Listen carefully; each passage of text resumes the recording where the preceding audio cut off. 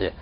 오늘 창세기 15장을 통해서 미처 상세히 다루지 못한 몇 가지 영적 교훈을 정리하겠습니다. 우린 평소에 성경 읽으면서 이 성경에 기록된 말씀들을 통해 배움과 훈계와 본보기, 경고를 받습니다. 로마 15장 4절에 무엇이든지 전에 기록된 것은 우리의 배움을 위하여 기록되었으니 이렇게 했습니다. 그래서 우리는 성경 어디에서나 배움을 얻을 수 있습니다. 첫 번째가 성경은 배움을 위해서, for our learning입니다. 배움을 위해서. 이 구약 성경의 각종 사건들, 인물들은 우리의 본보기가 되고 훈계하기 위해서 기록되었습니다. 우리 고린도서 10장 6절에 이제 이러한 일들이 우리의 본보기가 되었으니 이것은 그들이 탐한 같이 우리가 악한 것들을 탐하지 아니하게 하려 함이니라. 이게 본보기죠. 고린도전 10장 11절에도 이제 이 모든 일은 그들에게 본보기로 일어났으며 또 그 사건들은 세상의 끝을 만난 우리를 훈계하기 위해 기록되었느니라. 훈계하기 위해. 배움을 위해 본보기로 훈계하기 위해. 이것이 구약 성경의 이 사건, 인물들의 현재 우리에게 적용되는 겁니다. 이런 점에서 창세기 15장은 아주 놀라운 교훈과 배움, 훈계와 경고, 본보기 등이 가득합니다. 창세기 15장에 보면 유난히 이 한 장에 성경에서 처음 나오는 단어들이 굉장히 많이 있습니다. 이 첫 번째 언급의 법칙이라고 하죠. 처음 나오는 거. 성경에 처음 나오는 단어들, 처음 나오는 표현들이 많습니다.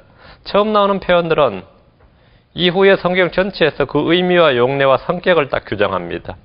그 하나가 창세기 15장 1절에 있어요. 주의 말씀이 임하여라는 장면. The word of the Lord came. The word of the Lord. 주의 말씀이 왔다. 이렇게. 주의 말씀이 임하여. 이게 지금 창세기 1장부터 지금까지 처음 보는 표현이죠. 근데 이후로는 굉장히 많아요. 이것은 처음이에요. 주의 말씀이 임하여. 주의 말씀이 임하여. 주의 말씀이 임하여. 이게 뭐죠? 가장 확실한 계시의 수단이다. 그죠?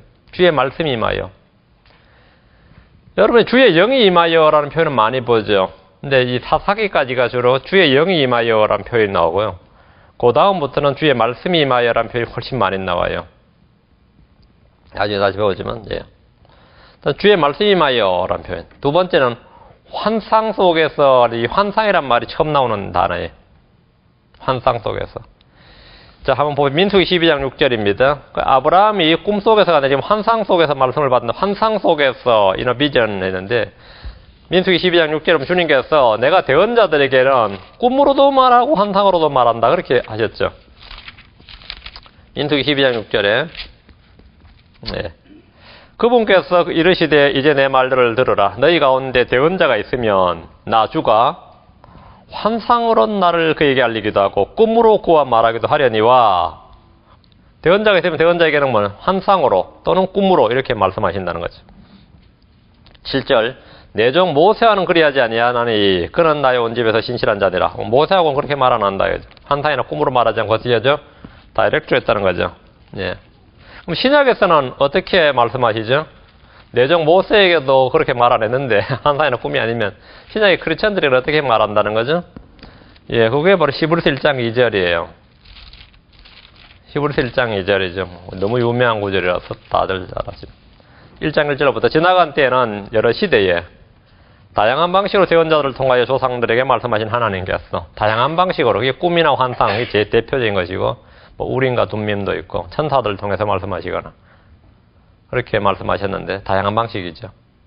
이 마지막 날들에는 자신의 아들을 통하여 우리에게 말씀하셨으며 내 종 모세에게도 그렇게 말 안 했고 오늘날 크리스천에게도 마찬가지예요. 예, 다양한 방식으로 그렇게 말씀 안 하시고 어떻게 말씀하신다고요? 아들을 통하여 말씀하신다 하죠. 근데 아들은 어떻게 말씀하시죠? 예수 그리스도는 아버지께 받은 말씀을 그대로 전한다 그래서 그죠? 그게 신명기 18장에서 모세가 너에게 말을 전한 것 같이 또 대언자 하나를 이렇게 세우니 내가 그 입에 말을 넣어주고 그가 받으면 그 주님께서 상상하신 말씀이 나도 내가 내 말 하는 게 아니라 아버지께 받은 말씀을 한다 그랬어요. 그 말씀을 우리에게 주셨고 우리는 그 말씀을 받는 그렇게 말씀을 듣는 거죠. 그게 아들을 통하여 말씀을 듣는다. 아들을 통하여 말씀하신다. 환상이라는 단어 처음 이제 창세기 15장에 나왔고 다음에는 이제 또 하나는 이제 두려워 말라라는 단어입니다. 두려워 말라. 창세기 15장 1절에 지금 많네요. 두려워하지 말라. Fear not 이란 말이 성경에서 지금 처음 나오는 단어입니다. Fear not. 두려워하지 말라. 이전에는 이 말이 한 번도 안 나왔어요. 두려워하지 말라. 주님이 우리에게 주신 것이 뭡니까? 영적인 권능이죠. 뱀과 정갈을 밟을 수 있는 권능을 준다. 아무 것도 해를 두려워하지 말라. 이렇게 누가복음 10장 19절에서 말씀하셨어요. 원수를 밟을 권능을 주신다. 이렇게 영적 권능을 주셨고, 요한복음 10장 28절에는 아무도 내 손에 너를 뺏어가지 못한다 해서 영원한 안전, 이터널 시큐리티를 주셨고, 다음에 뭐죠? 내가 너에게 평안을 주노니, 이렇게 평안을 주셨고, 다음에 뭐 주님께서 우리에게 주신 것은 두려워하는 영이 아니라 능력과 사랑과 건전한 생각의 영이다. 이렇게 능력, 파워, 사랑, 건전한 생각의 영. 디모데후서 1장 7절인가요? 거기에 그렇게 나옵니다. 두려워하지 말라. 주님이 우리에게 주신 것이 있다. 주님 자신이 우리의 뭐가 되고, 피난처가 되시고 방패가 되시고 보호자가 되신다. 그래서 두려워 말라. 이렇게 성경 전체에서 이제 반복기 나오는데 이게 365번 나옵니다. 여기서부터 두려워 말라가 처음 나와서 계속해서 하신 말씀 두려워 말라, 두려워 말라 이렇게 나옵니다. 다음에 처음 나오는 단어가 또 하나 있네요. 다음에 방패란 단어입니다. 방패. 나는 내 방패요 할 때 shield란 단어가 여기서 처음 나옵니다. 여기서 처음 나오고 이제 신약에서 믿음의 방패라는 말이죠. 에베소 6장 16절에 믿음의 방패. 나는 내 방패니라. 주님이 우리의 방패란 사실을 믿는 겁니다. 그것이 믿음의 방패입니다. 우리를 지켜주시는 분은 하나님이시다. 이거죠. 방패다. 방패다는 것은 누가 공격자가 있다는 것이죠. 공격자가 있어요. 마귀는 불화살을 쏘는 그런 파이어리 다트를 쏘는 자로 나옵니다. 방패가 반드시 필요하죠. 다음에 나오는 단어는 보상이라는 단어입니다. 상급 보상, 리월드라는 단어가 지금 처음 나오죠. 하나님 자신이 상급이다 이거죠. 보상이다. 하나님께서 우리에게 자신을 상급으로 주셨다. 내가 너의 보상이다 이렇게 말씀하셨는데 우리에게 주신 하나님 자신, 하나님께서 자신을 어떻게 주셨습니까? 예수 그리스도죠. 자기 자신을 우리에게 주셨어요. 그다음에 성령을 우리에게 부어주신 것. 그것도 자기 자신을 주신 거죠. 하나님은 자기 자신을 주셨다. 내가 너에게 보상으로 주셨다. 그 보상은 뭘로 줘? 일을 해야 보상이잖아요. 근데 얘는 일을 안 했는데 보상이었다. 그러면 믿음의 보상입니다. 믿는 자에게는 뭐라고요? 반드시 보상했다 그랬어요. 자신의 독생자를 주셨고 자신의 영을 주셨다. 그러니까 믿어라요. 그건 보상이다. 사람이 받을 수 있는 가장 큰 보상이 이것입니다. 내가 너의 지극히 큰 보상이니라. 주님 자신이 보상이다. 이보다 더 큰 보상은 없습니다. 다음에 처음 나오는 단어가 있습니다. 4절에 보면 상속자란 단어입니다. 상속자, heir란 단어예요. heir. 이게 성경에서 지금 처음 나옵니다. 그 엘리에셀, 이런 너의 heir가 아니고 네 몸에서 나오는 자가 너의 상속자가 될 것이다. 이렇게 말씀하셨습니다. 상속자 하면 이제 여기서 처음 나온 상속자가 성경 전체적으로 의미를 쫙 해서 상속자 하면 만물의 상속자 누굽니까? 예수 그리스도죠. 예수 그리스도. 모든 것의 상속자로 정하시고 주님이 상속자 정해지셨어요. 모든 것의 상속자로 정해지셨습니다. 크리스천은 뭐죠? 우리는 그리스도와 함께 공동 상속자 이렇게 로마서 8장 17절 나오고 또 갈라디아 3장 19절 약속에 따른 상속자 또 갈라디아 4장 7절은 그리스도를 통한 하나님의 상속자 에베소 3장 6절은 동료 상속자 히브리서 1장 14절에는 구원의 상속자 히브리서 6장 17절에는 약속의 상속자 히브리서 11장 7절에는 의의 상속자 야고보서 2장 5절에는 우리는 왕국의 상속자. 상속자라는 정의를 딱 해주는데 내 몸에서 나온 자가 내 상속자가 되리라. 상속자가 되리라. 이게 상속자입니다. 성경 전체적인 의미가 지금 여기서 딱 시작됩니다. 다음에 처음 나오는 날 6절에 하나 나오네요. 성경 여기서 처음 15장까지 오다 이제 처음 보는 눈에 하나 탁 띄는 단어가 하나 있습니다. 그게 뭡니까? 아브라함이 주를 믿으니 믿다라. believe란 단어입니다. believe. 여기서 처음 나옵니다. And he believed in the Lord. 이렇게 believe. 믿는다. 뭘 믿는다. believe는 뭘 믿어야 되는 거죠? 하나님을 믿고 하나님 약속을 믿는 거죠. 말씀을 믿는 겁니다. 하나님 말씀을 믿는다. 근데 이 당시 아브라함은 지금 말씀을 들었는데 듣고 믿었죠. 아직 보지 못한 걸 믿고 있습니다. 보지 못한 것. 포유하지 못한 것.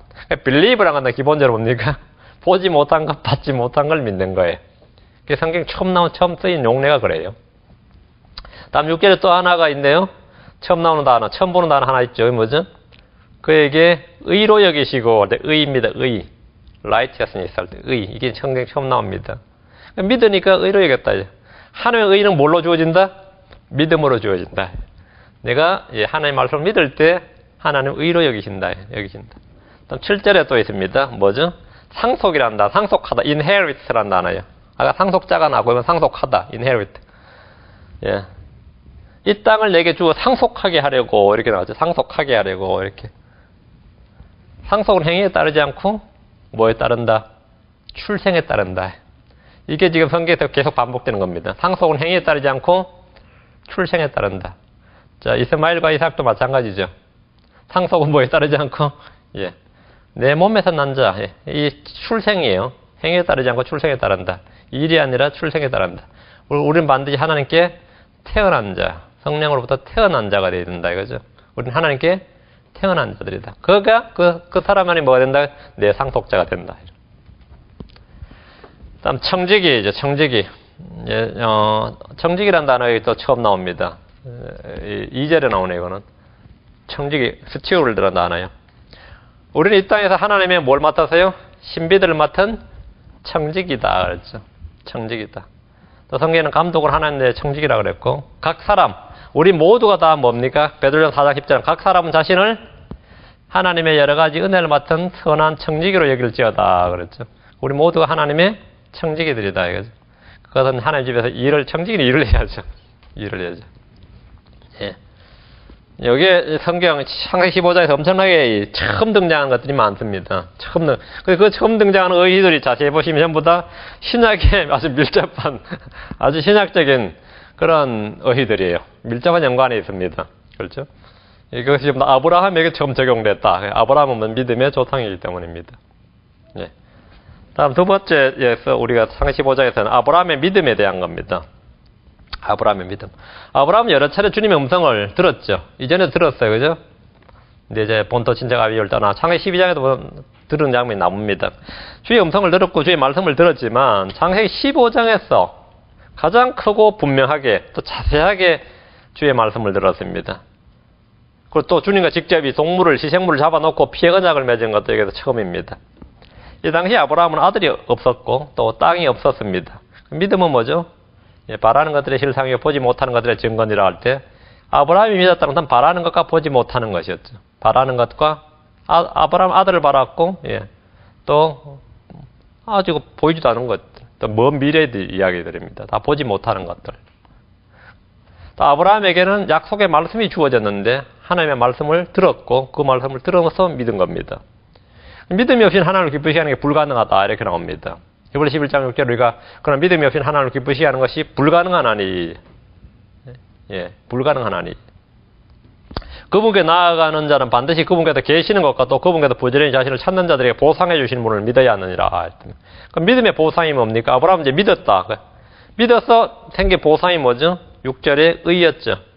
믿었더니 주님께서 의로 여겼더라. 하나님은 믿음을 의로 여기십니다. 이것이 첫 번째 보상입니다. 아브라함은 주의 말씀을 들었고 믿었을 뿐 아니라 어떤 행위를 하지 않았고 행위하지 않았어요. 할례도 없고 아직 할례를 받기 전이었고 절기 준수나 음식 규례나 희생제나 선한 행위 따위를 전혀 하지 않았고 그런 걸 하라는 요구도 받지 않았습니다. 요구도 받지 않았어요. 의는 율법의 행위와 상관없이 주어지는 오직 믿음으로만 주어지는 것이다 이 말이죠. 이건 아주 신약적인 교리죠. 로마 3장 28절에 그러므로 우리가 결론을 내리노니 결론이 뭐죠? 사람은 율법의 행위와 상관없이 믿음으로 의롭게 되느니라. 상관없이 믿음으로 의롭게 되느니라. 갈라디아 2장 16절에 사람이 율법의 행위로 의롭게 되지 않냐고 예수 그리스도를 믿음으로 되는 줄 알므로 우리도 예수 그리스도를 믿었나니 이것은 우리가 율법의 행위가 아니라 그리스도의 믿음으로 의롭게 되고자 합니다. 율법의 행위로는 어떤 육체도 의롭게 될 수 없느니라. 갈라디아 3장 11절에도 그러나 하나님의 눈앞에서는 아무도 율법으로 의롭게 되지 못할 것이 분명하니 의인은 믿음으로 살리라 하였느니라. 창세기 15장은 로마서 4장을 통해서 그 의미가 완벽하게 제시되어 있습니다. 로마서 4장으로 와서 로마서 4장으로 와서 창세기 15장을 주의해 놓은 장이 로마서 4장이 로마서 4장 2절 만일 아브라함이 행위로 의롭게 되었으면 그 일에 대해 자랑할 것이 그에게 있으려니와 하나님 앞에서는 없느니라. 아브라함은 행위로 의롭게 되지 않았다. 이게 지금 2절이죠. 아브라함은 행위로 의롭게 되지 않았다. 3절 성경 기록이 뭐라 말하느냐. 아브라함이 하나님을 믿음의 그것을 그에게 의로 여기셨느니라. 믿음은 의로 여겨진다. 믿음이 의로 여겨졌다. 창세기 15장 이야기예요. 4절 이제 일하는 자는 품삯을 은혜로 여기지 아니하고 빚으로 여기거니와 당연한 것이다. 일을 했으니까. 행위는 은혜가 아니라 빚이다. 근데 우리 구원은 뭐죠? 은혜죠. 탁시 아니고 빚이 아니라 은혜다. 그게 행위가 상관없는 것이다. 5절 일을 하지 아니할지라도 경건치 아니한 자를 의롭다 하시는 이를 믿는 자에게는 그의 믿음을 의로 여기시느니라. 믿음을 의로 여기신다. 불경건한 자들. 일을 하지 아니할지라도 그의 믿음을 의로 여기신다. 엄청난 복음이죠. 엄청난 복음이에요. 9절 믿음의 의는 뭐죠? 유대인에게만 해당되는 것이 아니라 세상 만민을 위한 것이다. 범위가 나오죠. 9절에 범위가 나와요. 이 복됨, 이 믿음을 의로 여기는 이 복됨은 할례자에게만 임하느냐? 이 말은 뭐죠? 유대인에게만 임하느냐? 이 말이죠. 혹은 무할례자에게도 임하느냐? 이는 그분께서 아브라함에게 믿음을 의로 간주하셨다고 우리가 말하기 때문이라. 세상 만민을 위한 것이다. 11절로 13절은 뭐죠? 믿음의 의는 할례, 즉 율법과는 무관하다. 이렇게 계시되어 있습니다. 아브라함이 첫 번째 받은 이 보상, 창세기 15장에서 믿었을 때 받은 의는 그가 처음으로 이제 하나님 앞에 의롭다, 이렇게 의로 여김받았다. 의인으로 여김받았다는 겁니다. 가장 큰 은혜죠. 두 번째 뭡니까? 7절부터 21절까지, 15장 7절부터 21절까지 더 충만한 계시였습니다. 더 충만한 계시. 무엇으로 알리까 했는데 주님께서는 그냥 무엇으로 알리까 정도가 아니라 저 미래까지 쫙 다 계시해 주셨습니다. 우리는 믿음을 통해 모든 것을 깨닫습니다. 믿음은 하나님의 말씀을 우리 안에서 자유롭게 행로를 얻어서 활동하게 하고 더 충만한 계시, 깨달음을 줍니다. 그리고 그것을 자라게 하고 열매 맺게 하는 것. 이것이 바로 아브라함의 믿음입니다. 다음은 창세기 15장에서 유명한 한 가지 설법은 아브라함의 희생물들이죠. 아브라함의 희생물들. 네. 아브라함의 희생물들입니다. 희생물을 드린 것은 하나님의 손에서 무엇을 얻거나 사기 위한 것이 아닙니다. 이게 아주 중요합니다. 우리 아브라함 희생물을 바칠 때, 아브라함 어디서 마찬가지 희생물을 목적은 sacrifice라는 것은 말 그대로 희생물이죠. 무엇을, 하나님 손에서 무엇을 얻거나 또 하나님께 뭘 사기 위한 게 아니에요. 제단을 쌓고 희생물을 드리는 일은 주님의 말씀과 신격과 성품과 권능에 대해서, 그 하나님의 존재에 대해서, 그분에 대해서 우리가 보이는 반응입니다. 우리가 보는 반응이에요. 감사와 찬양, 경배, 우리 하드리는 이 모든 것들은 주님의 어떠하심에 대해서 우리가 알고 믿고 깨달을 때 보여지는 나타나는 반응입니다. 이게 반응이거죠. 희생물은 하나의 은혜에 대한 반응이지 은혜를 얻기 위한 수단이 아니다 이거죠. 희생물은 은혜를 얻기 위한 수단이 아니에요. 이교도들이 드리는 이 제사, 희생물은 무언가를 얻기 위한, 그 자신들이 받은 그 대상이 뭔가를 얻기 위한 것이죠. 성도들이 주님께 드리는 희생물은 뭐죠? 정반대입니다. 얻기 위한 것이 아니라 주님이 우리에게 이미 주신 것들에 대한 반응이에요. 이런 점에서 완전히 다릅니다. 아브라함은 동물들을 쪼개서 각을 뜨고 마주보게 두었죠. 자, 이것은 당시에 이제 풍습이라 그렇게 말했는데, 예레미야 34장을 한번 보시죠. 18절, 19절. 창세기 15장은 한 장만 가지고도 상세히 나가면 굉장히 오래 끌어야 되는 너무나 중요한 장입니다. 제가 다 설교는 다 못했는데 34장 18절 19절 여기 보면은 여기 이야기가 좀 나오죠. 또 스스로 송아지를 둘로 쪼개고 그것의 조각들 사이로 지나갈 때 내 앞에서 맺은 언약의 말들을 이행하지 않고 내 언약을 범한 자들, 그 송아지의 조각들 사이로 지나간 유다의 통치자들과 예루살렘의 통치자들과 내시들과 제사장들과 그 땅의 모든 백성을 내가 주되. 여기 보면 뭐죠? 송아지를 쪼갠다 이게 나오죠. 쪼갠다. 쪼개고 쪼갠 것들 사이로 뭐가 사람 지나가죠, 그죠? 지나가는 거다. 그래서 이게 쪼갠다. 이게 지금 예레미야 34장 18절 19절에 있는 이게 보면 지금 창세기 15장에서 아브라함이 희생물 쪽에서 마주보게 한 것하고 지금 같은 장면이죠, 그 내용이. 이 맹세 언약을 할 때 했던 이 의식, 행사의 의식이 이런 거였어요. 이런 것이었어요. 아브라함 동물들을 쪼개서 각을 뜨고 이제 마주보게 되었습니다. 그리고 잘 보세요. 중요한 거 그겁니다. 예레미야에 보면 지금 누가 지나갔어요? 사람들이 지나갔죠, 사이를. 근데 창세기 15장에서 누가 지나갔어요? 하나님이 지나가셨어요. 아브라함은 안 지나갔어요. 아브라함한테 지나가라 그러지 않고 하나님께서 지나가셨어요. 하나님이 그 사이를 지나가셨습니다. 아브라함은 뭐하냐 안 따라오고 이러잖아. 하나님은 지나가시다 아브라함은 그 사이를 지나가지 않았어요. 아브라함은 지켜야 할 것, 해야 할 것이 아무것도 없습니다. 이 땅을 주는 것이나 그 자녀들이 이집트에서 400년 종사를 하는 것이나 이 모든 일, 그리고 다시 구출하는 일은 아브라함이 해야 될 일이 아니에요. 아브라함은 그거 아무 할 일도 없고 할 수도 없는 일이고 전적으로 그건 하나님이 하실 일이에요. 전부 다. 주님이 말씀하시고 주님이 약속하셨고 주님이 주셨고 주님이 보증하시고 주님이 이루시는 일입니다. 주님의 맹세예요.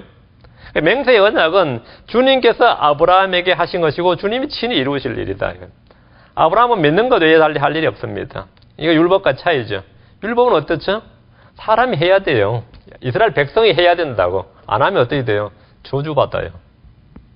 이거는 그 쌍방 언약이 아니라 하나님의 언약이단 말이죠. 그 아브라함은 믿는 것 외에 할 일이 없었다 이거죠. 아브라함은 하나님 주시는 말씀, 그 하나님의 약속, 하나님의 맹세를 뭐 하면 되죠? 그냥 받기만 하면 됩니다. 그 주님이 써준 영수증을 수령하기만 하면 돼요.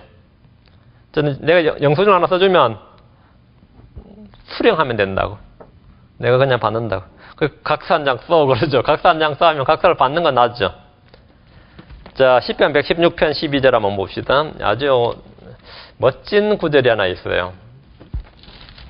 정말 아름다운 구절이 한 구절이 있습니다. 시편 116편 12절인가요? 12절. 예.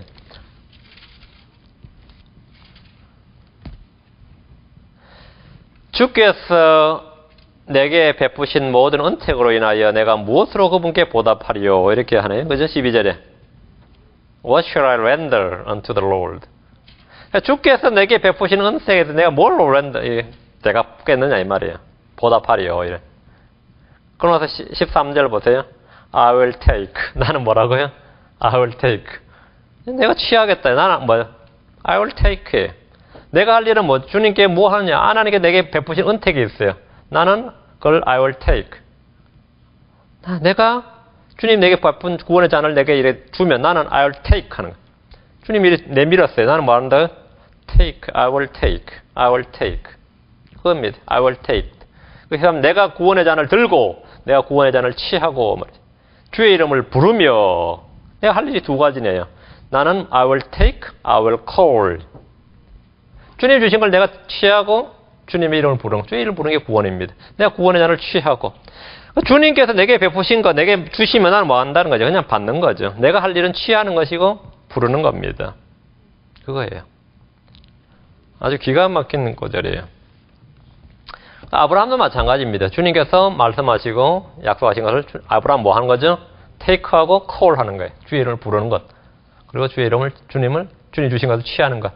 한 잔 받아 하는데 싫습니다. 그런 것들. 저는 안 취하는 거죠, 그거는.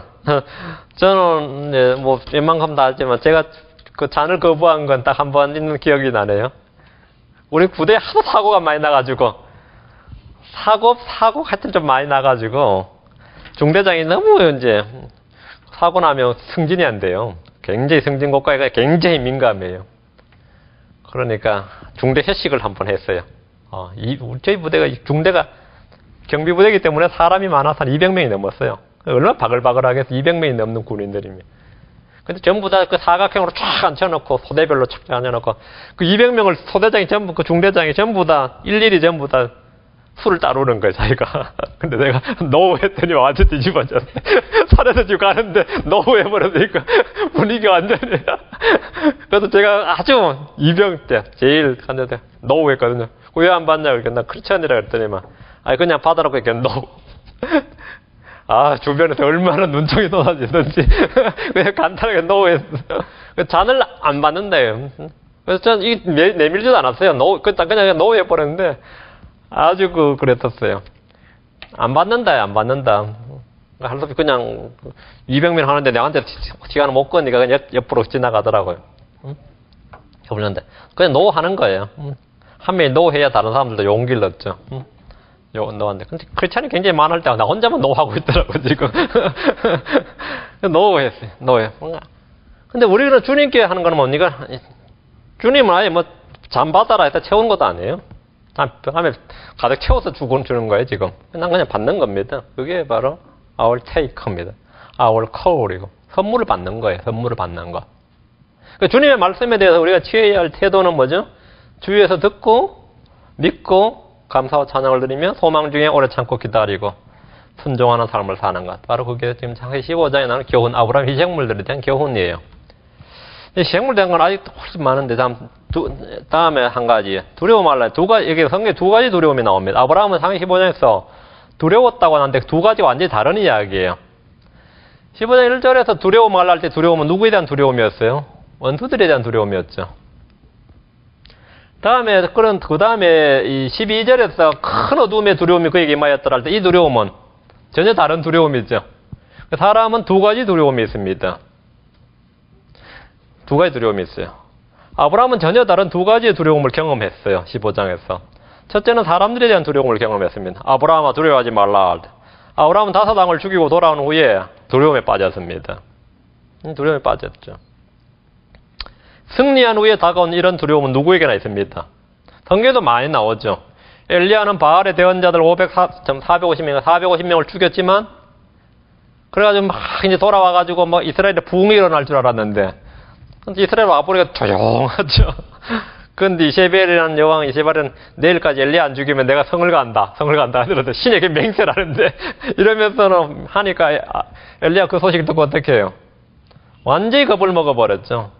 그래가지고 도망을 사정없이 광야로 도망을 가죠. 유다로 해가지고 이제 호렙산까지 도망을 가는 장면이 나오는데, 두려움에 빠져서 광야로 도망을 친 그런 장면이 있죠. 다윗은 골리앗을 죽인 영웅이었습니다. 다윗에게는 두려움이 없었어요. 응? 다들 이스라엘이 두려워 떨 때 다윗은 이 할례 받지 못한 자 하면서 내가 나가가지고 진짜 이 골리앗을 죽여버렸어요. 하지만 다윗은 사울을 두려워해서 이 문제가 이제 터져져 사울이 정적이 되어버린 거죠.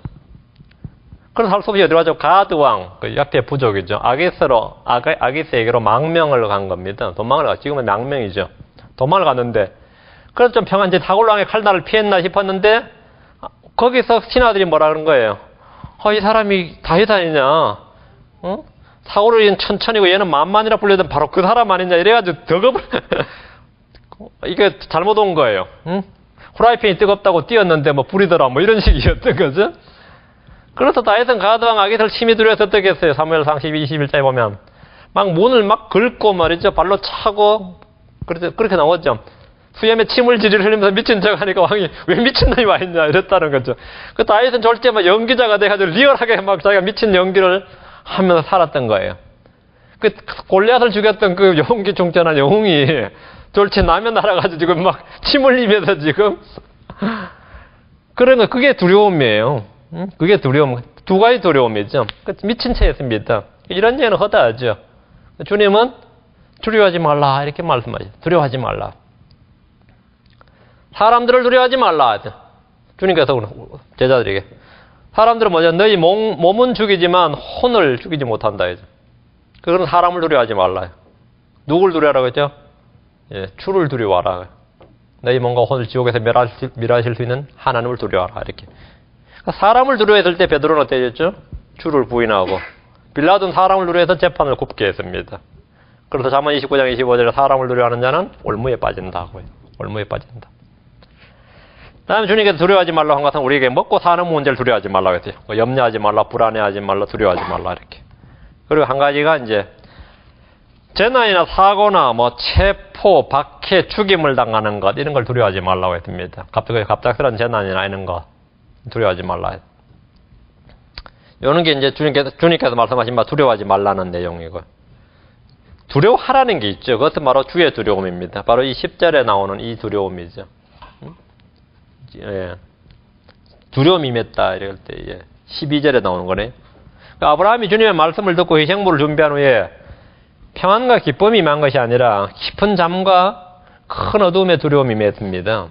12절에 해가 질 때에 아브라함의 깊은 잠이 임하였고 보라 큰 어두움의 두려움이 그에게 임하였더라 그랬습니다. 깊은 잠이라는 표현이 지금 아담 이후에 처음 사용된 예예요. 아담의 이 깊은 잠에 빠졌고 아담의 몸에서 먹었죠. 갈비뼈를 취해서 하나님께서 뭘 만드셨죠. 깊은 잠이란 말이 지금 성경에 지금 두 번째 나와요. 깊은 잠 보통 죽음을 의미합니다. 아브라함은 깊은 잠에 빠진 후에 뭘 본 거죠? 신부가 취해진 게 아니라 이제 하나님의 계시가 임한 건데 깊은 잠이에요. 깊은 잠. 그 주를 두려워하는 것은 성도들이 반드시 배워야 할 가장 중요한 일입니다. 주의 두려움이 있다. 주를 두려워하는 것이 우리는 지혜의 시작이다. 이런 거죠. 주를 두려워하는 것이 지혜의 시작이요. 이랬죠. 주를 두려워하는 것. 주를 두려워하는 자는 복된 자들이다. 주를 두려워하는 자는 복된 자들이다. 시편 128편 4절에 주를 두려워하여 그분의 길로 걷는 모든 자는 복이 있나니 그랬어요. 또 보라 주를 두려워하는 자는 이와 같이 복을 받으리로다. 주를 두려워하는 것이 복을 받는 것. 주를 두려워하는 것이 이제 장수의 길로 나옵니다. 주를 두려워하는 것이 사람의 날들을 길게 하거니와. 음식이나 건강이나 운동이 육체의 생명에 미치는 영향보다 주를 두려워하는 것이 훨씬 더 장수를 보증합니다. 사람들이 생명을 위해 이런저런 많은 일을 하지만 생명샘이 무엇인지 아는 사람이 극히 적습니다. 생명샘이 뭐죠? 주를 두려워하는 것이 생명샘이에요. 여러분 약수터에 가서 뭐 좋은 약수를 찾는 것보다 훨씬 더 중요한 샘이 있습니다. 생명샘. 잠언 14장 27절에 주를 두려워하는 것이 생명샘이라 사망의 올무들에서 벗어나게 하느니라. 주를 두려워하는 것이 생명샘이니라. 저희 약수동이라는 동네가 서울에 있거든요. 그 약수동이라는 게 다른 이름이 달리 약수동이 아니에요. 약수동이 진짜 그 장충동 그 뒤로 한남동 사이에 산이에요. 그래서 그 사이로 버스나 저걸 차가면 쫙 올라갔다 이래 내려가게 구조가 그래. 그러면 바로 한강이죠. 그 산에 참 아무데나 꽂으면 물이 나오는데 그 약수동이에요. 그래가지고 거기 사람들은 참 전부 다 보면 이 통 들고 아침 저녁으로 뭐 약수 받아서 집에 갖다 놓고 하는 그런 동네인데 저도 그 몇 달 살았었거든요. 그 동네에서 친구 때문에. 하여튼 그렇게 해서 그 동네 사람들 뭐 약수동이라는 것 때문에 되게 다 동네 사람들이 좋아해요. 동네 자체 약수동인데. 나중에 이제 뉴스 나온 데 보니까 이 물들이 좀 오염돼 못 먹는 물이다 그랬는데 하여튼 몇 년을 그 사람들이 아침 저녁으로 떠다 날라 마셨는데 근데 그걸로 인해서 주민들이 뭐 병 걸렸다는 사람 없어요. 왜? 이 심리적인 게 워낙 커요. 이 약수라고 생각하니까 조선시대 때부터 약수였다 이거야. 그래가지고 막 구청에서 막 폐쇄하고 막 난리를 쳤어요. 폐쇄하고 먹지 말라 그러고 막 철망으로 막기도 하고 그리고 막 수질오염 다 검사하고 막 그랬던 기억이 있어요, 저도. 그 사람들이 그런데도 가더라고요. 그렇게 막 폐쇄하는데도 좋은 물이라는 거예요. 좋은 물이라는 건데 안 믿고 가는 사람 여전히 가더라고요. 대단하더라고요. 왜? 약수라는 게 그 샘을 그 물이 이제 그 샘이죠. 그 샘에서 나는 물이 그들이 뭐 약수라는 거죠. 그러니까 가는 거 아니에요. 다른 이유 그래서 그걸로 국도 끓이고 밥도 하면 맛이 다르다는 거예요. 그 사람들 말은 그래요. 많이 들었어요. 국을 끓이면 일반 수돗물하고 그 물하고 완전히 다르다 이거예요. 그리고 그 사람들은 수십 년 마셔왔던 사람들이라서 그거 아니고 다른 물로는 밥맛이 그 맛이 안 난다는 거예요. 그 오염이 됐든 말든 그 맛으로 먹어야 되겠다. 근데 만약 약수가 아니라 그게 뭐 약수라 그래도 전국에서 몰려올 거예요. 저희 신혼여행 갔던 곳이 그 설악산인데 그 동네가 오색 약수예요. 오색 약수. 마셔보니까 완전 탄산수. 콜라나 사이다보다 훨씬 더 독해요. 탄산수예요, 완전히. 근데 물빛이 이렇게 하면 빛인데 빛이 참 독특해요. 그래서 그 이름이 오색 약수예요. 오색 약수. 그것도 참 많이 오죠. 근데 진짜 오색 약수인지는 모르겠는데 그 오색 약수가 아니라 생명샘이라 그래 보세요. 아마 뭐 전 세계에서 다 몰려들겠죠. 응? 줄을 서시오 되고 뭐 세금 받겠죠. 근데 그 생명수, 생명샘 이게 뭐겠어요? 잠언 14장 27절.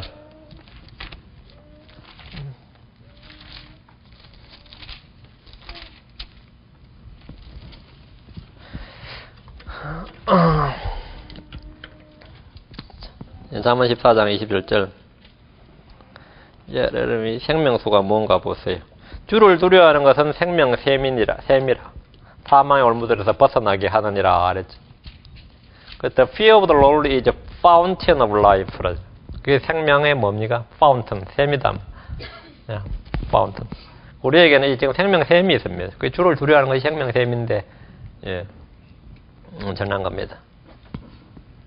주를 두려워하는 거. 이런 두려움 우리가 반드시 필요하죠. 아브라함에게 임한 두려움인데, 이런 두려움 필요해요. 이런 두려움이 한번 임해야 됩니다. 그래야 이제 악을 피하고, 예, 당연히 그래 됐죠. 우리는 주를 두려움으로 재앙으로 징벌을 받지 않는다. 이렇게 되어 있습니다.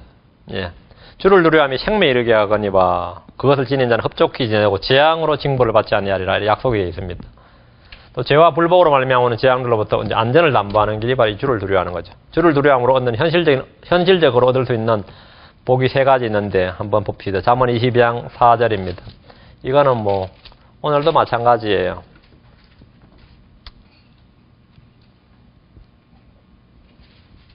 예, 자, 잠언 22장 4절. 현실적인, 아주 현실적인. 예, 겸손함과 주를 두려움으로 말미암아 뭐 세 가지가 오네요. 예, 재물과 명예와 생명이 있느니라. 재물과 명예와 생명이 있느니라. 주를 두려움으로, 겸손함과 주를 두려움으로 기억해 두시기 바랍니다. 그리고 주를 두려워하는 자는 잘 깨닫는다. 그랬죠. 주를 두려워할 때 명철한 사람이 된다. 이런 점에서 우리가 주를 두려워하는 것은 지혜와 지식과 명철과 건강과 장수와 명예와 생명과 재앙으로부터 보호 등을 보증하는 보호뼈다 이거죠. 이사야 33장 6절에 보면 지혜와 지식이 내 시대의 확고함이 되고 구원의 힘이 되리라. 주를 두려움이 그의 보배이니라. 주를 두려움이 그의 보배이니라. 지금 이 창세기 15장에서 아브라함이 바로 경험했던 두 가지 두려움. 자신 올무에 빠지게 하는 두려움과 자신을 이렇게 보배가 되게 하는 두려움이지. 다음. 창세기 15장 다시 가서 다음에 볼 건 이제 화로와 영광로. 좀 화로와 등불. 영광로와 화로네요. 화로로 번역하게 되고 영광로로 번역하게 되는데 대부분 영광로로 번역했고요. furnace라는 단어죠. 지난 시간에 우리는 이미 생물들 사이로 지나가는 연기나는 화로와 타는 등불이 뭐죠? 주의 임재를 나타내는 표현이다 이렇게 말씀드렸어요. 주님이 나타날 때 어때요? 연기가 나고 예, 불빛이 일어나는 거죠. 출애굽기에서 보면 시내산에서 그 장면이 생생하게 잘 나옵니다. 아브라함은 자신이 쪼개놓은 재물들 사이로 연기나는 화로와 이 불빛, 타는 불빛으로 인해서 주님의 임재를 충분히 본 거죠. 주님 지나간 것을 봤어요. 그렇게 봤습니다. 이것을 예언적으로 적용하면 연기나는 화로는 어떻게 되죠? 이스라엘의 고난과 타는 등불은 이 주님의 구속 또는 성령, 예수 그리스도로 적용할 수 있습니다. 이 성경 말씀은 교리로 적용하고 역사적 적용이 있고 예언적 적용을 다양하게 할 수 있는데 영광로 연기하면 소돔과 고모라의 불심판 때 솟아오른 연기가 어떻죠? 영광로 연기라고 나오죠. 이집트를 성경에서 새 영광로라고 굉장히 자주 나오는 편이에요. 이스라엘은 이집트란 영광로에서 구출받았다고 되어 있습니다. 그 잠언에 보면 금을 재련하는 영광로가 나오는데 주님은 마음을 단련하신다 이렇게 나오고요. 또 이사야 31장 9절에는 시온의 불과 예루살렘의 영광로를 설치한 주님이 나옵니다.